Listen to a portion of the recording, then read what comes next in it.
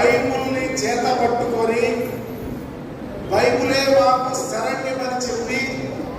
Bible వల్లే ఈ భూమికి మంచి జరుగుతుందని చెప్పి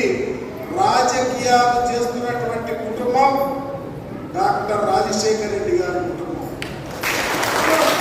రాష్ట్ర రాజకీయాల్లో బైబిల్ నమ్మిన వారి మేమే రాజకీయాలు చేస్తాం, ఎన్ని కష్టాలు వచ్చినా యేసు ప్రభు వారే మమ్మల్ని రక్షిస్తారని చెప్పి రాజకీయాలు చేస్తున్న ఏకైక కుటుంబం జగన్మోహన్ రెడ్డి గారు. ఆ జగన్మోహన్ రెడ్డి గారే ఈ భూమికి పాపులను రక్షించాలి, ఒక చట్టం కొడితే రెండవ చట్టం చూపించాలని చెప్పినటువంటి యేసు ప్రభు వారి సూక్తులు ఆచరించి